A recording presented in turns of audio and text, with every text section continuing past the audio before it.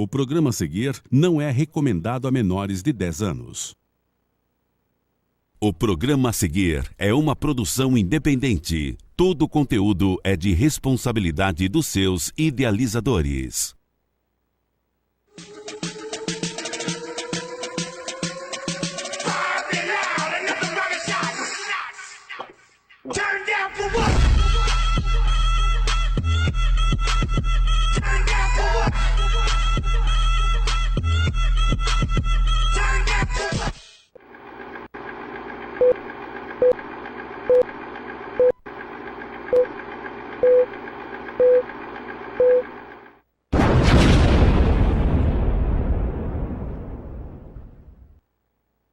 Olá, senhoras e senhores, meu nome é Felipe Ferreira, você está assistindo ao Jacareditanga e esse é um breve resumo da última sabatina que Jair Bolsonaro deu à Rede Record. Então já se inscreva no nosso canal, ative o sininho e compartilhe o vídeo. No primeiro momento perguntaram para ele como vai reduzir o número de moradores de rua e ele disse que vai investir em empregos. Só na cidade de São Paulo são quase 30 mil moradores de rua. Se o senhor for para o Rio de Janeiro, esse número praticamente dobra. Qual é a sua proposta concreta para enfrentar esse problema? Isso leva também à violência. Então essa questão de emprego nos preocupa e muito. O emprego em primeiro lugar. É desburocratizando, é desregulamentando, fazendo com que a classe produtiva empregue gente com segurança. Temos uma segurança jurídica também no nosso país, então temos pessoas profissionais capacitadas que vão conduzir essa política que na ponta da linha surja o emprego. E com o emprego você resolve uma série de problemas por tabela. E depois de sua resposta, a jornalista insistiu, não, a pergunta que fizemos foi sobre redução de número de moradores de rua. E a resposta dele foi sensacional. Lembrando, deputado, que a pergunta foi sobre moradores de rua. Olha, você pode procurar ajuda em vários locais. O governo não tem uma varinha mágica para resolver essa quantidade enorme de problemas. Corte rápido. Faca. É Tramontina. E convenhamos, o que essa mulher esperava escutar? Já dizia Ronald Reagan, o melhor programa social chama-se emprego. Mas enfim, o Bolsonaro deu uma incrementada na resposta, citando o planejamento familiar como uma forma de prevenção a esse problema, e o jornalista, de uma forma super canalha, tentou distorcer a fala do Bolsonaro. Dá uma olhada. Você não vai resolver isso de uma hora para outra. Eu vejo, por exemplo, o trabalho maravilhoso que as igrejas fazem pelo Brasil, né? Em especial igrejas evangélicas, e apoiá-los. Nós devemos jogar pesado num projeto de planejamento familiar. Especial mulheres, me desculpa, né? Quem engravida são as mulheres, obviamente, tá certo? Mas uma mulher que tem uma penca, mas o homem é mais irresponsável nessa questão, e morando em rua, a gente sabe disso, né? É uma penca de filhos, está grávida novamente. A responsabilidade para as mulheres? Não, negativo. Eu estou falando que quem engravida são as mulheres, meu Deus do céu. Então você tem que oferecer a essas mulheres métodos contraceptivos, até porque essa população não cresça. E que geralmente, uma criança gerada nessas condições, a tendência é ser o que os pais são. Outra canalice contra o candidato foi quando o outro jornalista criticou ele porque não deu detalhes de como vai aumentar os empregos, o que é impossível em uma entrevista de 15 minutos como foi a da Record. A ideia, candidato, talvez aqui também seja aprofundar um pouco as suas propostas, porque o diagnóstico parece um tanto quanto raso. A burocracia é um problema, desregulamentação de alguns setores, a questão é como fazer. E como se não bastasse, o mesmo jornalista disse que o Bolsonaro nunca contribuiu para a melhora na segurança do Rio de Janeiro, o estado do Bolsonaro. E é claro que o Jair não deixou passar isso em branco e deu aquele famoso corte Tramontina, tá ok? O senhor está no 7º mandato como parlamentar, deputado federal pelo Rio de Janeiro, um lugar que vive uma crise gigantesca de segurança pública, tanto que está com intervenção federal. O seu eleitor médio pode vir a dizer que não sabe o que o senhor fez de fato para combater essa crise na segurança pública ao longo dos últimos 28 anos. Como é que o senhor pode querer resolver o problema da segurança no país inteiro, se o senhor não tem um exemplo concreto no Rio? A questão de segurança dentro do Estado compete ao respectivo governador. Eu nunca fiz parte de equipe de governador nenhum. Corte rápido. Faca. É Tramontina. No Rio de Janeiro, até que se tivesse participar de alguns, com todas as emendas parlamentares. Estaria preso. As emendas parlamentares minhas, muitas delas são voltadas para as Forças Armadas, que é a minha origem. Na verdade, são 7 milhões por ano que eu tenho liberdade para botar aqui, lá, colar. Agora, tenho dezenas de projetos de lei que visam combater a questão da insegurança. Por exemplo, copiando os Estados Unidos, a lei dos 3 crimes. Lá são 25 anos após o elemento cometer o terceiro crime. Que sejam 3 furtos. A minha proposta aqui é passar para 10 anos. É jogar pesado no tocante à progressão de pena. Buscar recuperação, mas isso não é fácil. Tenho projeto sim, só que eu sempre fui o patinho feio dentro da Câmara. Nunca tive a simpatia, em especial do último governo PT, 13 anos, para aprovar qualquer projeto de minha iniciativa. E assim como em todas as entrevistas em que os jornalistas deixam de buscar a verdade para tentar denegrir a imagem do Bolsonaro, tentaram taxar ele como racista, machista, homofóbico, taxista, manobrista, trapezista e um monte de ista. Fui num quilombo e o afrodescendente mais leve lá pesava 7 arrobas. Nem para procriar ele serve mais. Outra, não vou combater nem discriminar, mas se eu vir 2 homens se beijando na rua, vou bater. Primeiro, essa segunda você não acha em lugar nenhum. Mentira. Não procede. Mentira. É a primeira, com relação ao afrodescendente. A primeira, eu conheci o cara, brinquei com ele, inclusive. Era uma brincadeira. Agora, o que os quilombolas querem? Eles querem uma nova lei áurea. Eles não querem continuar sendo tutelados pelo Estado. Eles querem explorar a sua terra da melhor maneira possível. Alguns querem ainda, se for o caso, vender essa propriedade. Não podemos criar uma nova reserva para os afrodescendentes. Tem direito? Tem, vamos cumprir a lei. Mas eles têm que ter liberdade de fazer o que bem entende na sua terra. Próxima frase. Tive 4 filhos homens. Na quinta, eu dei uma fraquejada e veio mulher. Uma brincadeira, como os homens fazem. Brincando bastante, né? Não, mas você tem... Eu sou uma pessoa bastante... Mais uma frase, então, aproveitando. Eu sou uma pessoa bastante extrovertida. Se foi um comentário infeliz, me desculpe as mulheres, do fundo do coração, na minha vida. O senhor pediria desculpa para a deputada Maria do Rosário? Ela teria que primeiro pedir desculpa, né, aos familiares que tiveram a sua filha estuprada e assassinada por aquele bandido chamado Champinha. Ela estava defendendo o estuprador. Ela real no Supremo por esse motivo. O Supremo, né, lamento, quem me levou essa proposta para lá foi a senhora Ela Vier, com uma petista de carteirinha. Eles sempre lutam para buscar caçar o meu mandato, porque eu sou um empecilho ao prosseguimento do PT. Tanto certo. É verdade que hoje em dia... Só um minutinho, para concluir esse raciocínio ainda da questão da Maria do Rosário, o senhor imagina se a sua mulher estivesse colocada numa circunstância como essa? Minha mulher jamais teria a educação, jamais a senhora Maria, a minha esposa, teria esse linguajar da senhora Maria do Rosário. Ela defendendo um estuprador e homicida e me chama de estuprador. Corte rápido. Faca. É Tramontina. E depois tentaram mais uma vez taxar ele como criminoso, citando a lei do nepotismo, e falaram que a empregada dele, a Val, era uma funcionária fantasma, sendo que ele já explicou isso 1 milhão de vezes. O senhor acabou de citar a sua esposa, eu queria lembrar aqui ao senhor e ao telespectador que ela foi contratada por mais de 1 ano no seu gabinete quando vocês namoravam. 2 meses depois vocês se casaram. 5 meses depois do casamento ela foi promovida ao cargo que é considerado o mais alto do gabinete. Você está completamente equivocado. Me parece, deputado, só 2 meses depois do casamento ela foi embora. 2 meses após o casamento. Da sua esposa, nesse caso, ela foi por competência ou por amor? Ela trabalhava, trabalhou para 2 outros deputados em Brasília. Depois veio trabalhar e foi para a liderança do partido. Quando me casei com ela, eu consultei a Câmara, que já existia a lei do nepotismo. Se ela poderia continuar ou não. A adesão da Câmara que sim. Por quê? Porque quando eu casei com ela, já estava empregada. E 2 meses depois, então, nós resolvemos, como um acordo, que ela fosse demitida. Então, não existe nepotismo nessa situação. O senhor considera que o fato de o senhor ter demitido a Val é uma satisfação pública satisfatória para a suposta funcionária fantasma que o senhor mantinha? Primeiramente, né? Você não pode falar em fantasma. Pela primeira vez, coisa rara ser questionado sobre isso. Corte rápido. Faca. É Tramontina. Quando a Folha de São Paulo, um casal de repórteres, teve na Vila Histórica de Mambucaba, a 40 quilômetros de Angra dos Reis, e no dia seguinte publicou que pegaram uma fantasma minha lá. Só que você pega o boletim administrativo da Câmara. Lá publicou as férias da senhora Val, de 26 de dezembro a 24 de janeiro. Então, no dia 10 de janeiro, a senhora Val estava de férias. É uma injustiça enorme que a Folha de São Paulo cometeu contra uma senhora, uma mulher respeitada, que tem um marido que sofre sérios problemas, que ganhava R$1.300 por mês.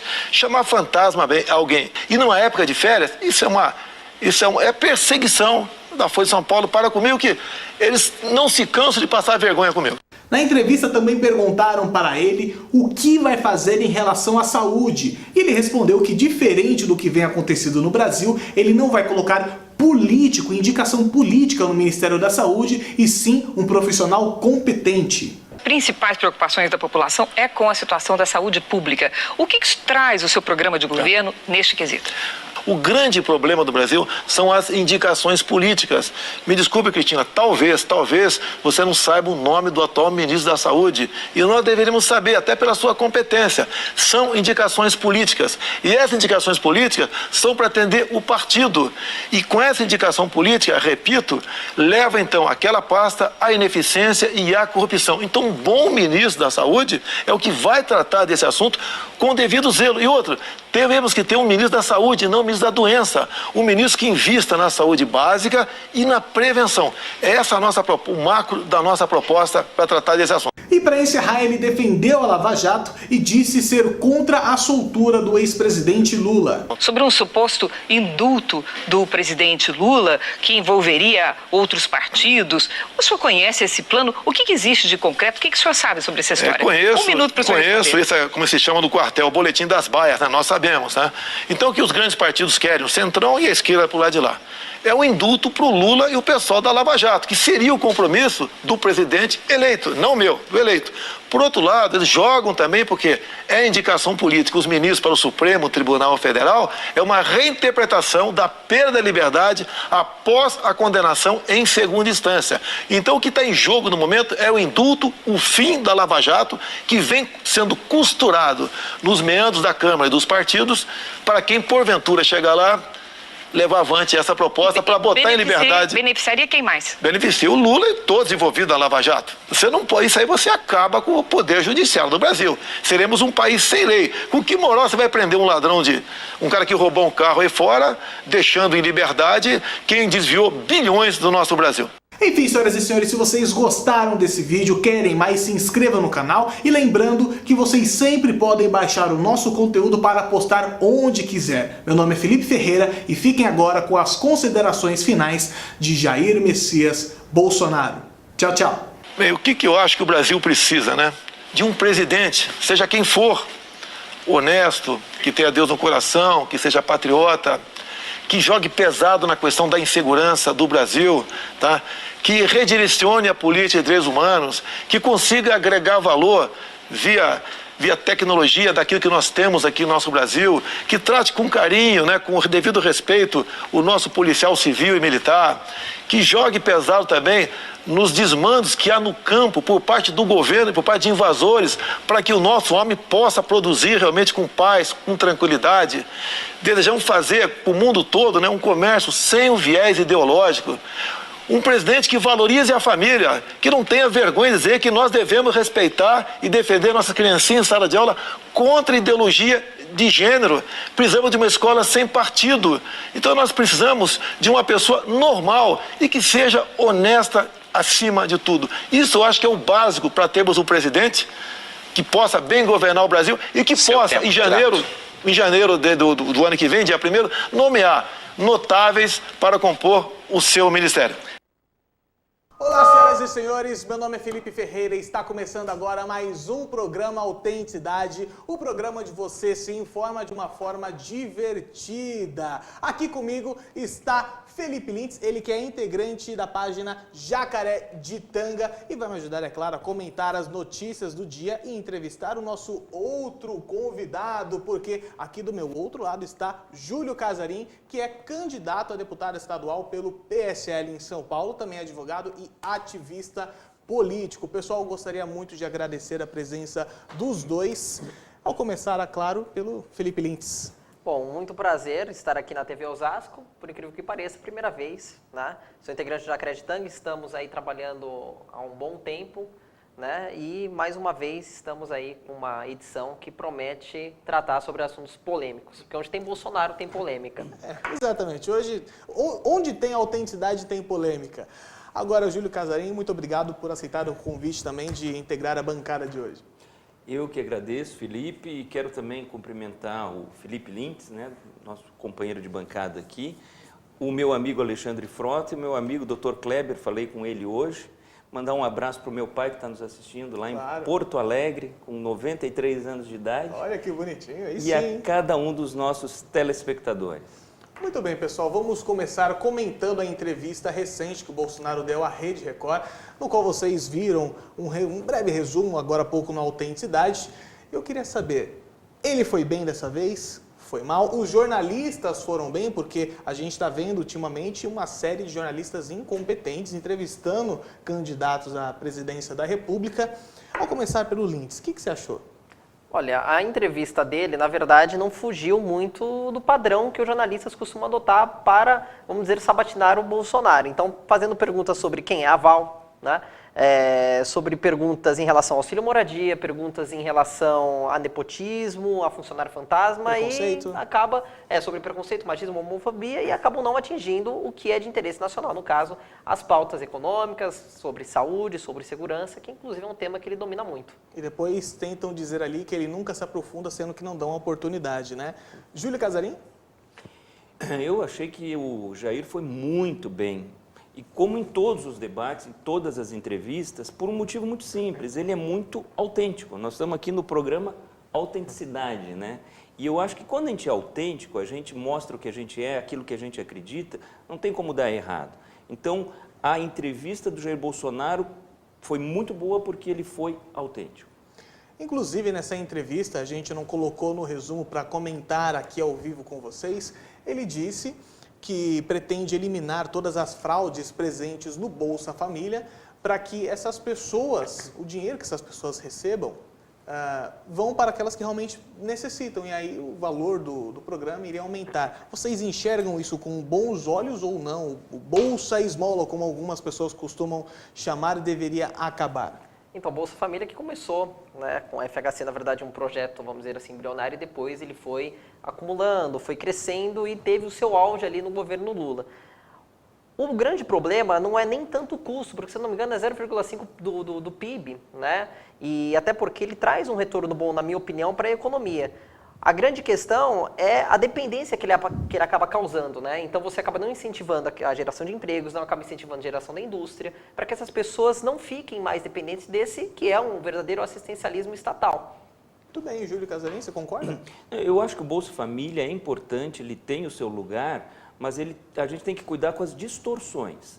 Eu estava vendo um dado aí agora esses dias, que 30 mil funcionários públicos estão no Bolsa Família. Quer dizer, isso é um absurdo, né? Isso é uma fraude. São pessoas que não precisam. É óbvio que não, o funcionário público tem a sua renda, como é que ele vai estar também recebendo Bolsa Família? Então, Bolsonaro tem que meter sim a mão nessa cumbuca e acabar com isso. Agora, isso que o Felipe está falando também é importante. Eu lembro que no dia do afastamento da Dilma, quando ela foi defenestrada do Palácio do Planalto, eu estava lá.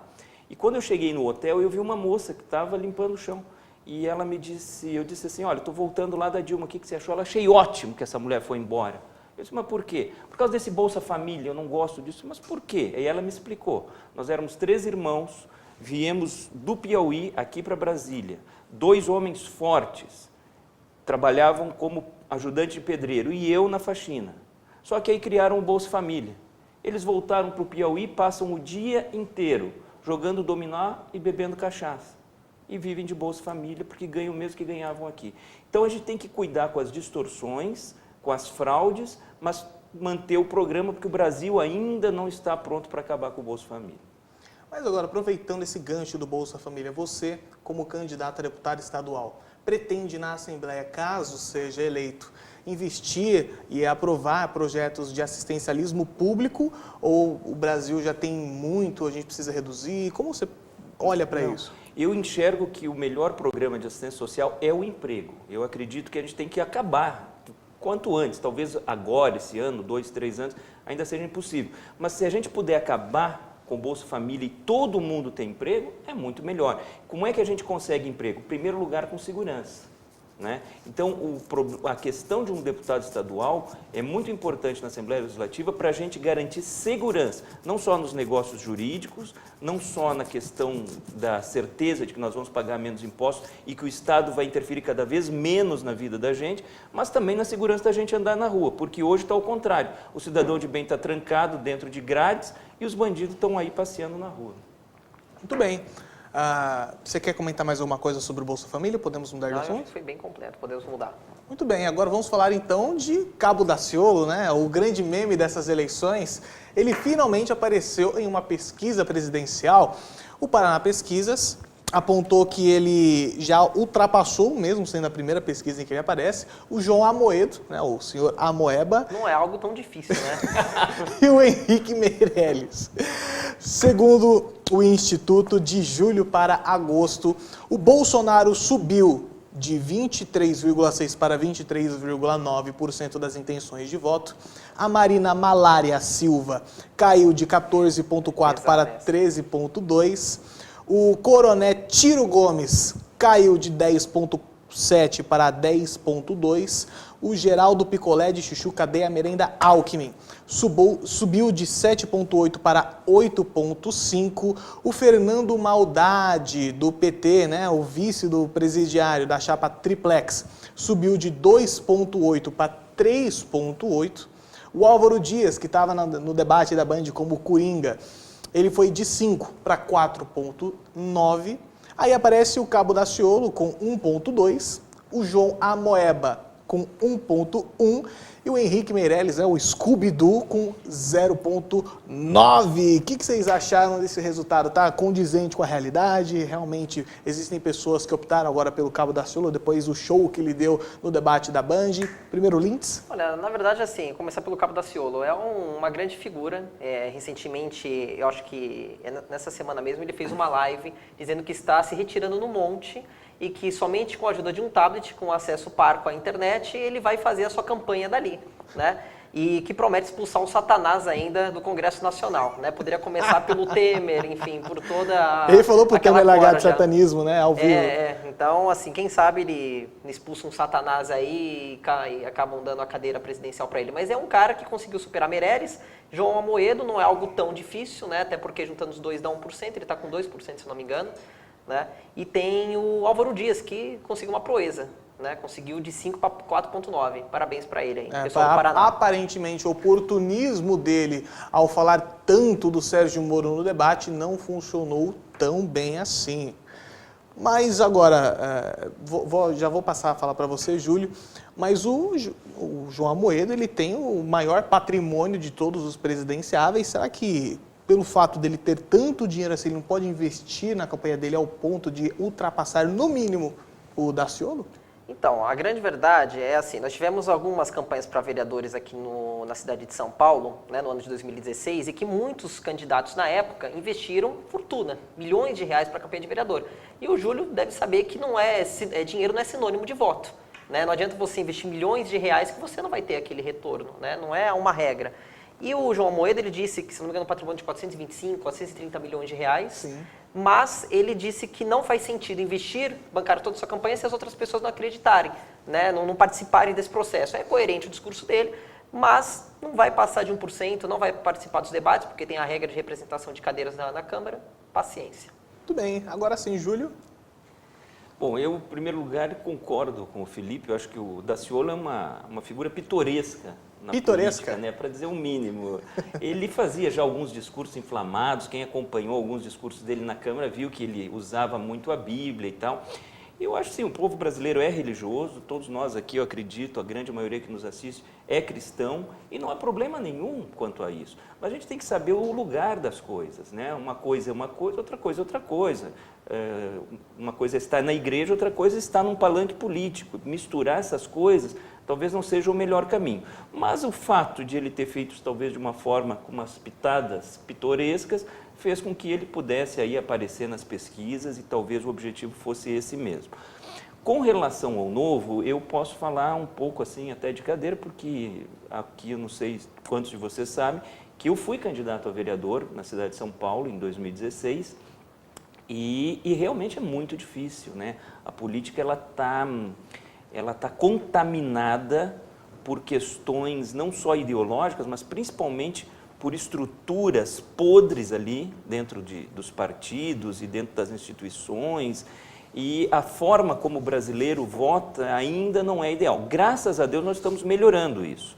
E eu acredito que o fato do João Amoedo ter declarado esse patrimônio, né, de quase $500 milhão de reais, é uma coisa louvável, é um cara que na iniciativa privada conseguiu fazer fortuna e agora o que ocorre? Ele poderia muito bem estar se aposentando, curtir a aposentadoria, ele está acreditando no Brasil. Eu vejo muitas pessoas bem intencionadas no Novo, mas eu vejo um problema complicado, eles estão pensando muito a longo prazo. Eles deviam estar junto com o Bolsonaro, apoiando a direita, unindo a direita no Brasil contra o verdadeiro inimigo, que é o comunismo, que é o esquerdismo.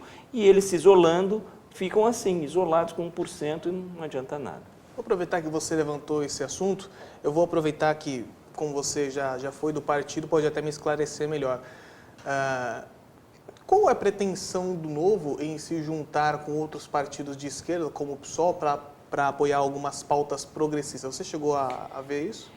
Infelizmente a gente vê algumas posições do Novo um pouco incongruentes. O Novo se diz um partido de direita, um partido que realmente está buscando liberalismo, livre mercado, e eu até acredito que, porque isso está no programa e as pessoas que estão ali são bem intencionadas e acreditam nisso. O problema é que a gente tem que cuidar, quando a gente está falando de liberalismo, a gente tem que cuidar para não avançar muito, por exemplo, na pauta 2030 da ONU, avançar em questões que nos aproximam da esquerda. Então, o Novo me parece assim, que é um partido ainda incipiente, né? Participou das primeiras eleições agora em 2016, vai participar com candidato próprio agora em 2018, mas é um partido que precisa se posicionar de uma forma um pouco mais contundente, dizer a que veio e dizer eu sou realmente um partido de direita e o meu inimigo está lá na esquerda. E não fazer pautas em comum com a esquerda, porque senão acaba criando uma falácia aí no discurso. Então, das características do Novo, o defeito é a defesa da pauta moral que é ausente. Exatamente, porque não é só uma questão de economia e de segurança, que a gente vê muito bem no PSL, com o Bolsonaro, e que o Novo, eu acho que até entende e contribui bem para o discurso, mas também uma questão de costumes, uma questão moral, uma questão ética, e isso o Novo tem que ter cuidado para não caminhar junto com a esquerda, porque qualquer contaminação com os comunistas faz com que tudo vá por água abaixo. Muito bem, agora vamos falar um pouquinho de STF. A Rosa Weber, não sei como se seria Weber, talvez. Weber. Ela tomou posse do TSE, o Tribunal Superior Eleitoral, e vai comandar as eleições de 2018. Eu gostaria de saber de vocês se isso é um risco que a gente está correndo, porque a Rosa Weber é uma incógnita. Apesar de, em março, ela ter impedido, aliás, junto com o restante do STF, a prisão, o habeas corpus do Lula, ela foi indicada pela Dilma para entrar no Supremo Tribunal Federal, não é? Vocês acham que isso é razão para a gente se manter inseguro quanto à posição dela no TSE? Ou a gente pode ficar tranquilo porque ela é parça? E aí? Então, eu acho que assim, que parte da responsabilidade dos ministros que estão no STF também parte das pessoas que votam. Até porque, para você validar um ministro do Supremo Tribunal Federal aqui no Brasil, precisa passar pela aprovação do Senado. O Senado é eleito por nós, né? Então, por isso que é tão importante a renovação não só no Congresso, né? Aliás, na Câmara dos Deputados, como também no Senado. Então, essas pessoas terão capacidade de vetar ou não, né? E quando vem uma ministra que, infelizmente, é indicada pela Dilma, você tem também outros ministros que estão até hoje, que foram indicados pelo FHC, se não me engano, no caso do Gilmar Mendes, né? Sim. Que tem aí decisões muito estranhas, a gente acaba ficando com o pé atrás. Mas ela teve, né, o famoso voto de Minerva, que decidiu ali e acabou anulando a possibilidade do Lula obter o habeas corpus e, quem sabe aí, naquela época, ser solto. Júlio? Primeiro, é uma coisa muito boa e muito louvável, né, que uma mulher esteja no mais alto posto de comando das eleições, de um tribunal superior, né, em Brasília, tanto lá no STF com a Carminha, né, como agora no TSE com a Rosa. A Rosa é minha conterrânea, só tem um defeito, ela não é colorada, ela é gremista, né? Mas a Rosa, ela é uma juíza que, embora ainda paire sobre ela essa imagem que o Felipe falou de uma esfinge, né? A gente nunca sabe muito bem para que lado ela vai pender. No fim, isso não me parece tão mal, porque o juiz, ele, apesar de ter uma nomeação política, ele tem que se manter isento, ele tem que se manter imparcial. Seguir a Constituição. Seguir o que está na lei, seguir a Constituição. Então, me parece que a Rosa tem essa postura de imparcialidade. Por ser mulher, ela tem uma sensibilidade mais aguçada, e eu acredito que não teremos maiores problemas e, quem sabe, ela possa até ajudar a controlar melhor essas urnas eletrônicas, que é a grande preocupação do povo brasileiro. Eu já sou um pouquinho mais radical, acho que a grande preocupação e o tema que ela deveria se preocupar mais é o voto impresso. Você acha que ela poderia, inclusive, resgatar isso? Ou já é pauta perdida, infelizmente? Então, nós estamos a 40 e poucos dias das eleições. Se houver uma vontade política, a caneta que ela tem na mão desde ontem, ela é muito poderosa, né? Gilmar Mendes falou em 5%, o Fux, né, quando antes estavam falando em 5%, se achou e agora nem isso. Mas quem sabe, se houver um pouco de vontade política, a gente pode ter ainda algumas amostragens com o voto impresso, que seria muito importante para clareza aí do pleito eleitoral. Concorda, Felipe? Concordo. Até assim, falando um pouquinho de voto impresso, é uma grande canalice aqui no Brasil o Supremo dizer que não tem dinheiro, né, não tem dinheiro público para poder fazer a contabilização dos votos através do voto impresso. Mas no mesmo ano aprovaram um fundo eleitoral bilionário. Né? Então, aprovaram um fundo bilionário, acham, se eu não me engano, 50 e poucos milhões de reais no apartamento do Gedel, né, Veira Lima, lá na Bahia. Então, assim, na verdade, é falta de vontade política, como o Casarim bem ressaltou aqui. É falta também de vergonha na cara. Tudo bem. Tá parecendo o Frota já falando, hein? Não, falta muito ainda, viu? Anos-luz. Olha só, lembrando, pessoal, que hoje é o último dia para que os partidos registrem as candidaturas de seus presidenciáveis. Até agora falta o registro da candidatura do João Goulart Filho, né, como estão chamando, o Mael, e também do Lula, do Barba. Presidenciável. O presidenciável. E lembrando, pessoal, que o PT quer lançar ele como candidato e registrá-lo no Tribunal Superior Eleitoral como ficha limpa. E aí, Arnaldo, pode isso? Você que é advogado, Casarim, tá certo isso ou não pode, não? Aí eu acompanho, Felipe. Falta vergonha na cara de quem pretende desafiar as instituições, desafiar a justiça, porque ele mesmo, quando então, nessa página negra do Brasil, quando ele foi presidente do Brasil, ele aprovou a lei da ficha limpa. Quer dizer, quem é que manda não saber ler? Se ele aprovou, está aprovado. É lei, lei é lei, lei é para ser cumprida. Então, qualquer desrespeito à lei tem que ser punido. Muito bem, o MST ele está promovendo uma passeata, que nós do Jacareditanga chamamos de passeata do crime, no nosso canal do YouTube. Inclusive, acessem lá, Jacareditanga no YouTube. Estamos em alta nesse momento com o vídeo do debate do Bolsonaro na Record. Da última vez que nós vimos, estávamos em terceiro em alta. Inclusive, muitíssimo obrigado pelo carinho de vocês que nos acompanham todos os dias. O MST está promovendo uma passeata para exigir que o registro da candidatura do Lula como ficha limpa seja efetivado. Inclusive, nós temos algumas imagens, enquanto o pessoal da produção vai colocando, eu vou pedir aqui a opinião, a passeata do crime. O que vocês acham disso? Pode isso, mas mais uma vez eu repito, Arnaldo. O que você acha dessa passeata aí pela exigência da candidatura do Lula?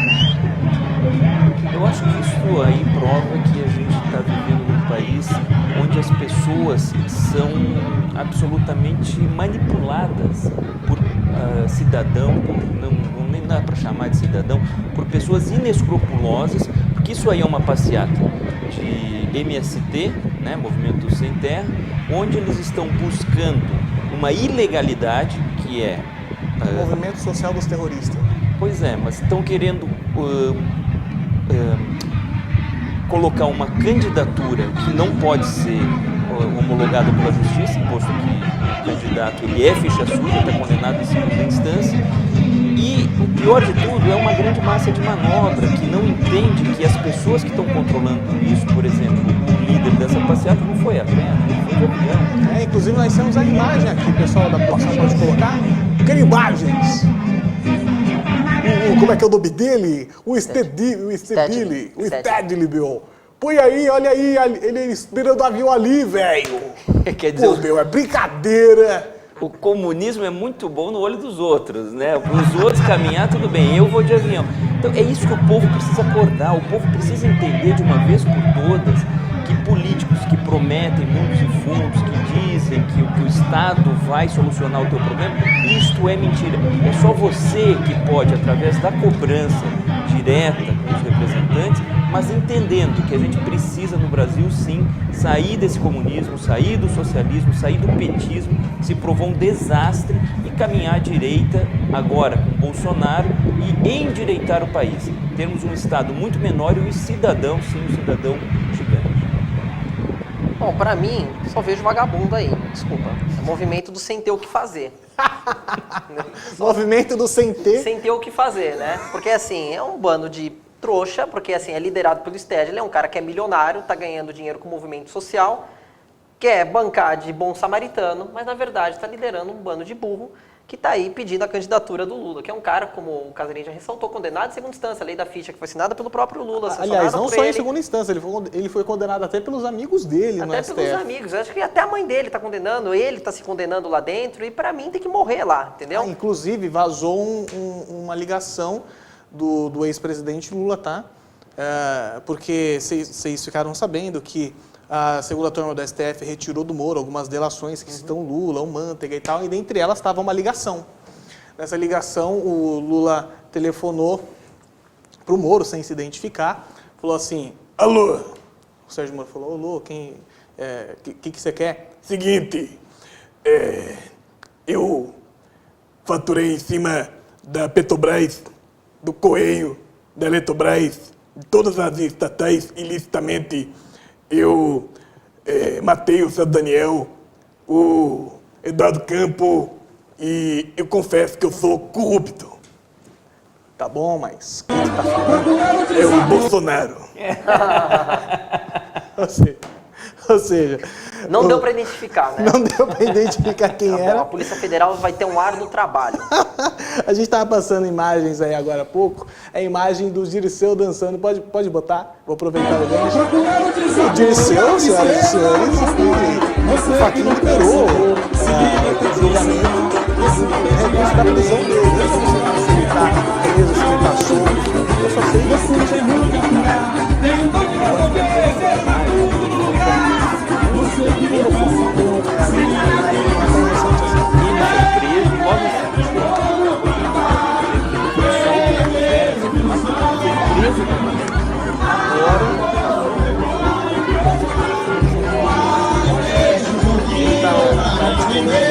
os planos do PT e também da esquerda de fora da cadeia.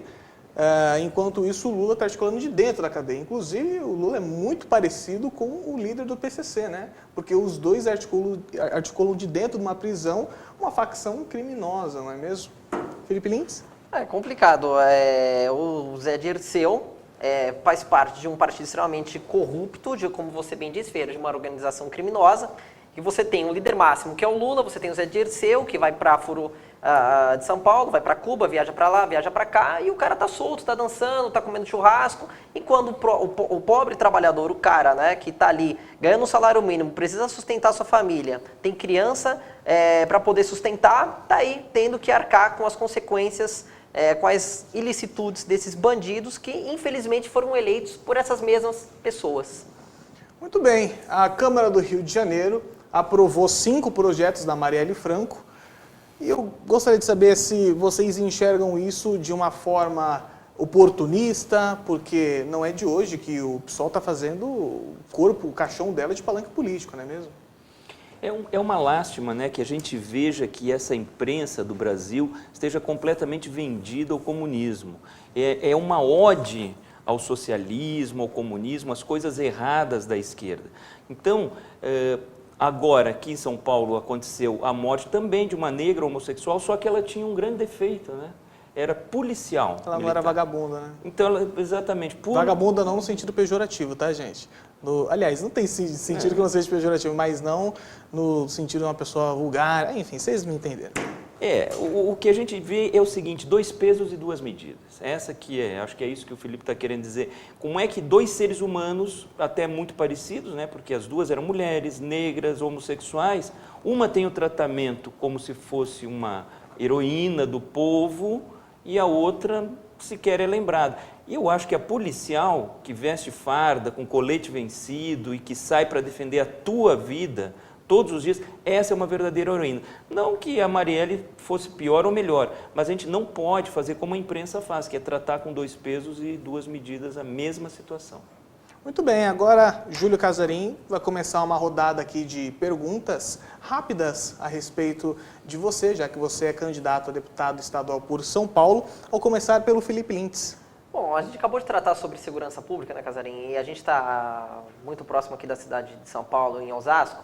E assim, a segurança pública é o grande tema de todos os presidenciáveis, todos os pré-candidatos a deputado federal e deputado estadual. Qual que é a sua visão da gestão que Geraldo Alckmin vem fazendo aqui no estado de São Paulo, a considerar redução de salário, né? Você acabou de falar aí sobre colete a prova de bala vencido, falta de estrutura. O que você acha da gestão dele na segurança? Eu entendo que a gestão do PSDB em São Paulo foi um desastre para a segurança pública. Foi uma coisa horrorosa que fizeram com esse estado, que é o mais rico da federação. E quem já está aqui há mais de 30 anos, como eu, sabe que antigamente a gente tinha problemas, a gente até andava na rua. Ultimamente está muito difícil. Por quê?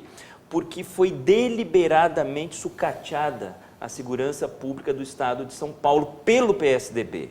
E isso está na conta do seu Alckmin, isso está na conta deste partido social, socialista e comunista também. Por quê?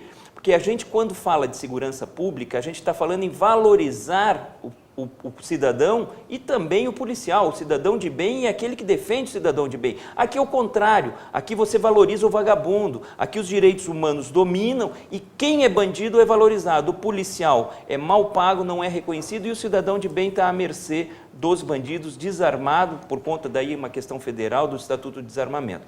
O que importa é o seguinte, aliás, Felipe, eu estive semana passada lá na Associação dos Delegados de Polícia de São Paulo, estavam também delegados da Polícia Federal e todos eram unânimes em dizer a nossa instituição, a segurança pública em São Paulo foi sucateada. Por que a gente tem que pensar em segurança como sendo uma questão de Estado? A gente, se conseguir trazer de volta os ideais do liberalismo, trazer o Brasil para a direita, a gente consegue esquecer o comunismo, essa coisa de Estado gigante, e a gente consegue com que sobre muito mais dinheiro para a gente investir no que realmente é essencial, que é segurança pública, segurança externa com Forças Armadas e interna aqui no Brasil. Diplomacia, judiciário, agências reguladoras. O resto, vamos privatizar tudo, não queremos o Estado nos tutelando, não queremos babá de governante, a gente quer a gente resolver as nossas situações, o brasileiro tem capacidade para empreender, para fazer em todos os ramos e aí sobrando muito mais dinheiro para investir no que realmente interessa, que são esses 4 pontos, principalmente a segurança pública. Agora, Júlio, eu acredito que você como candidato deve estar estudando todos os problemas do estado de São Paulo para abordá-los na Assembleia Legislativa. Dentre todos eles, quais são os 2 piores que merecem atenção mais do que redobrada? Eu vejo que aqui, Felipe, em São Paulo, nós temos 2 grandes problemas, talvez até poderia enumerar 4 grandes problemas, vamos falar de 2. Primeiro é, obviamente, que é a questão da segurança. Sem segurança, você não tem segurança de negócios jurídicos, você não tem segurança para andar na rua, você não tem segurança nenhuma para fazer absolutamente nada, você não tem direito sequer à tua vida.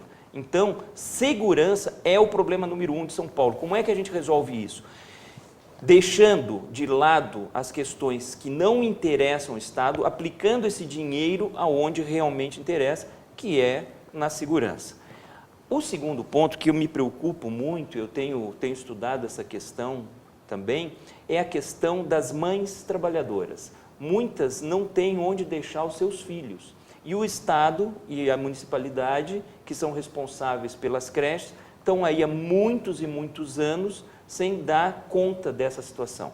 Então, nós temos aí pensado em projetos no sentido de criar o empreendedorismo com as chamadas creches em casas. Você capacitar pessoas para que tenham lá nas suas próprias casas lugares adequados para atender as crianças. Então, aquela mãe que está ali na vizinhança, conhece a vizinha, sabe que pode ter uma questão muito segura de deixar a sua filha, o seu filho com aquela pessoa, que vai estar capacitada por um curso de formação, que vai ter um lugar salubre e condizente para atender aquelas crianças, E isso não precisa encarecer o Estado com construção, com concurso, com gestão de pessoas, simplesmente os cidadãos com a organização do Estado, mas os cidadãos se ajudando mutuamente. Bom, e qual que é a sua visão em relação a esse discurso liberal, porque está muito na moda, né? A gente tem o surgimento do João Amoedo, você tem até o próprio Alckmin aí, que pertence ao PSDB, que não praticou nenhuma medida liberal, pelo menos aqui no estado de São Paulo, mas está dizendo que vai, né, privatizar, que vai reduzir impostos. O que diferencia os candidatos, no caso você, que pertence ao Partido Social Liberal, que tem um nome liberal no nome, da social-democracia, né, do PSDB e de pessoas que lá encamparam esse discurso liberal, mas que liberal não tem nada? Pois é, essa é uma pergunta interessantíssima. A gente vê que o próprio nome do PSL não deixa de ser uma contradição em si, né? Partido Social Liberal. Na verdade, o que a gente pretende é fazer com que o liberalismo se imponha sobre o socialismo. Não que o social não seja importante, mas que a gente tenha, de verdade, cidadãos fortes e o governo enxuto, forte também, mas enxuto, trabalhando para aquilo que o cidadão realmente precisa. Pessoal, estamos acompanhando aqui, tete a tete, as suas mensagens, a audiência que vocês estão dando para nós, inclusive, muito obrigado, e continue compartilhando o programa nas redes sociais. E nós gostaríamos, é claro, de passar agora um resumo do que rolou no último debate da Band, a pedido de vários de vocês, já que o nosso vídeo também sobre o debate foi para a aba em alta do YouTube, acabou batendo recorde de visualizações do nosso canal do YouTube. Na volta, a gente tem o encerramento da nossa conversa aqui com o Júlio Casarim e com o Felipe Lintz. Mas, enquanto isso, vamos assistir o nosso VT e já a gente retorna. Olá, senhoras e senhores, meu nome é Felipe Ferreira, você está assistindo ao Jacareditanga e veremos agora as tretas que rolaram no primeiro debate presidenciável da Band. Então já se inscreva no nosso canal, ative o sininho e saia compartilhando o vídeo. A primeira pergunta foi do jornal Metro sobre a retomada de empregos. O Álvaro Dias foi responder, mas ficou ali falando sobre si próprio, nem respondeu a pergunta e levou um baita coice do Boechat e do Cabo Daciolo. Vou continuar combatendo os privilégios e combatendo a corrupção. Por isso já convidei publicamente o juiz Sérgio Moro para, senador, eu peço que o senhor observe pelos monitores que o seu tempo esgotou. Eram, como dito no início, 1 minuto e meio. Já correram, enfim, já correu esse 1 minuto e meio. Eu vou passar pela ordem do debate ao Cabo Daciolo para que responda a pergunta formulada pelos leitores do Metro Jornal sobre que medidas tomará para enfrentar o desemprego. Chama a atenção da resposta do candidato ao lado, que falou e não foi dito nada aqui. Depois o Daciolo meteu o louco dizendo que todos ali tinham muitos anos de carreira e que isso era um problema do país. Aí o Bolsonaro corrigiu o número dele e ainda disse que tem orgulho da sua trajetória. E aí você pode olhar aqui o quadro do debate hoje. Essa aqui representa a velha política do Brasil. Mais à frente eu tenho Bolsonaro com 30 anos de vida pública. Daciolo, eu tenho na verdade 46 anos de serviço público, 16 de Exército Brasileiro, com muita honra. Boulos foi outro que começou falando bosta e disse que a prisão do Lula é injusta. Ao ex-presidente Lula, que deveria estar aqui, mas está preso injustamente em Curitiba, enquanto o Temer está solto lá em Brasília.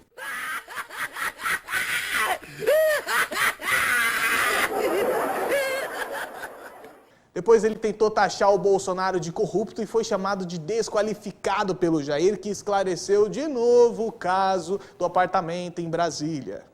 Você tem 27 anos como deputado, ficou 10 anos no partido do Paulo Maluf, tem mordomias, recebeu auxílio moradia tendo casa, comprou 5 imóveis, fez da política um negócio em família, com um monte de filho também no mesmo esquema que você. Quem é a Val, Bolsonaro? Eu pensei que vier discutir política nacional aqui. A senhora Valdelice é uma funcionária minha que mora em Angra dos Reis. Quando a Folha de São Paulo foi lá e não achou, botou em manchete no dia seguinte que era fantasma. Só que em boletim administrativo da Câmara dos Deputados, de dezembro, ela estava de férias. Inclusive o senhor Janot declarou que todos os meus imóveis são compatíveis.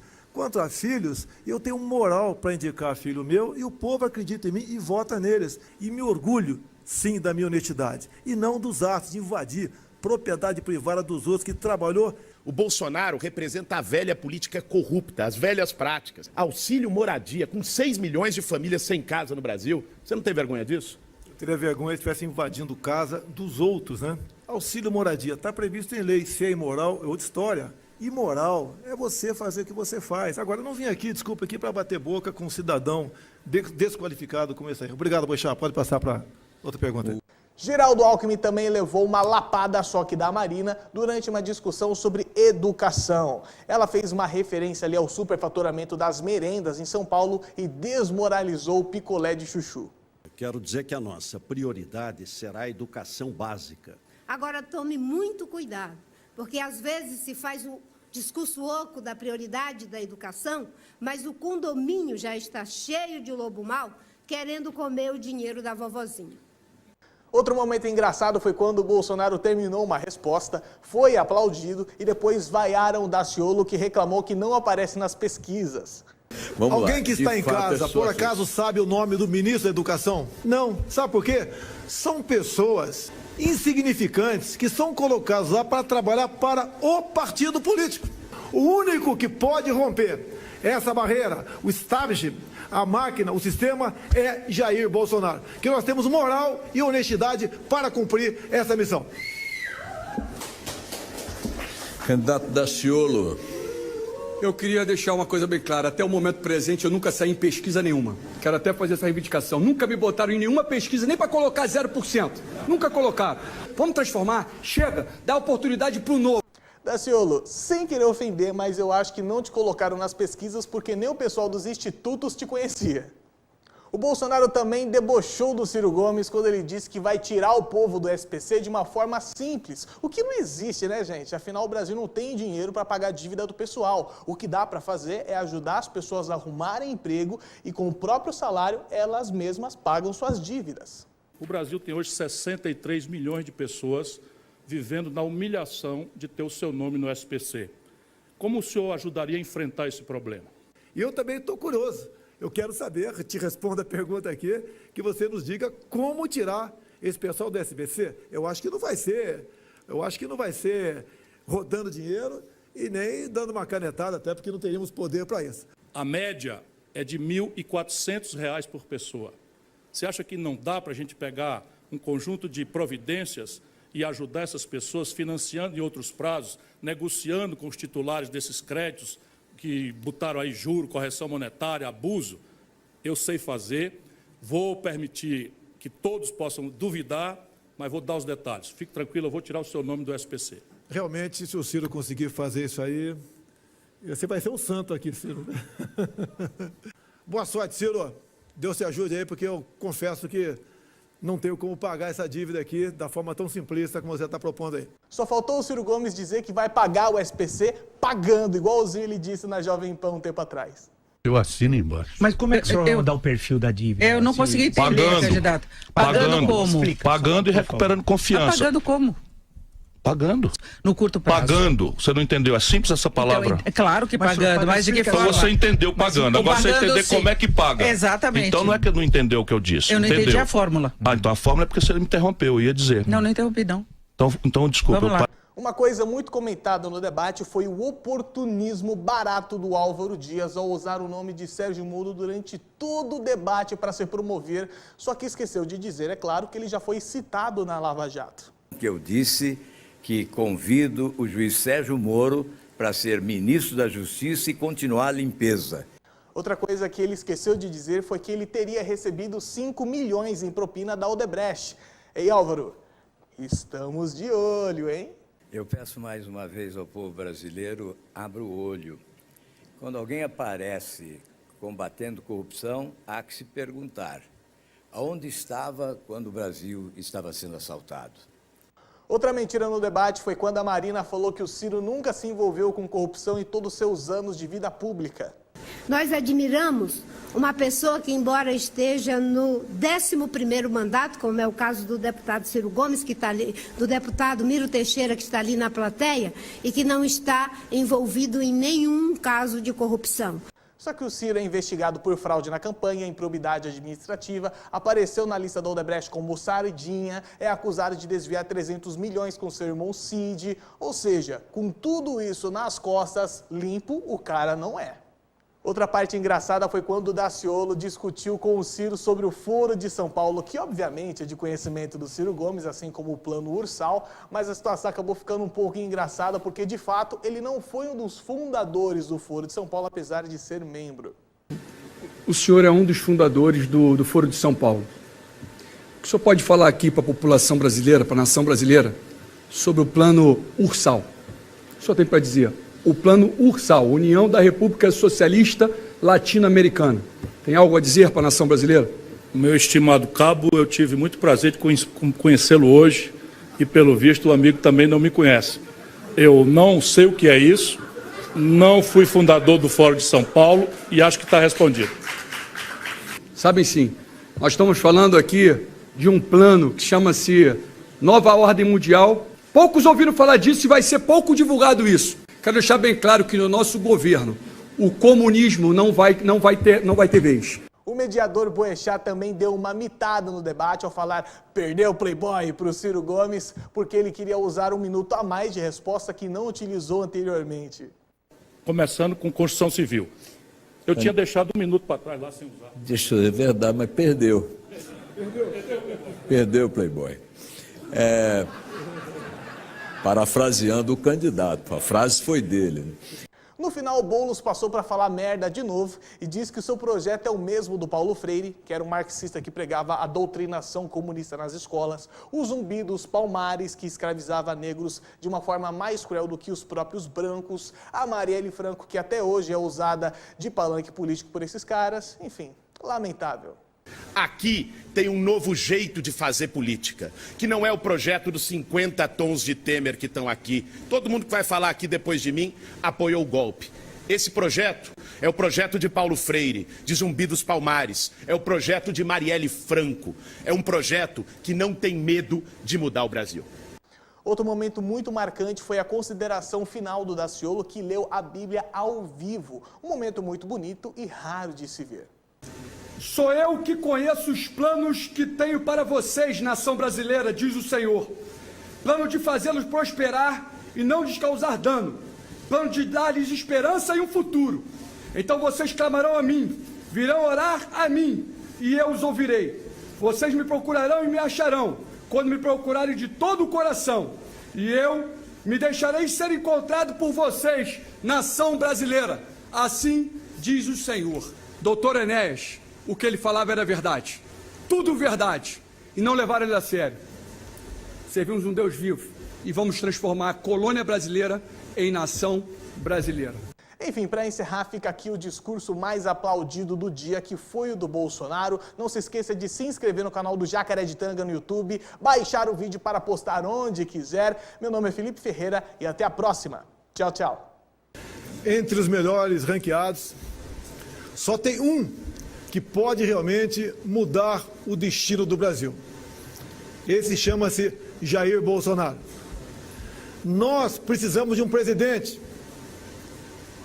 honesto, que tenha Deus no coração, seja patriota e seja independente para, pelo exemplo, governar esse grande país. Um presidente que honre e respeite a família, que trate com consideração criança em sala de aula, não admitindo ideologia de gênero, impondo a escola sem partido. Um presidente que não divida homos e héteros, pais e filhos, nordestinos e sulistas, brancos e negros, ricos e pobres. Um presidente que deixe para trás o comunismo e o socialismo, que sepulte o Foro de São Paulo, que faça negócio com o mundo todo, não mais pelo viés ideológico, que pratique sim o livre mercado. Um presidente que jogue pesado na questão da insegurança pública, para que as mães possam sorrir sem mais temer se teu filho chegar vivo em casa ou não. Precisamos de um presidente que, acima de tudo, tenha a palavra. Brasil acima de tudo, Deus acima de todos. Candidato.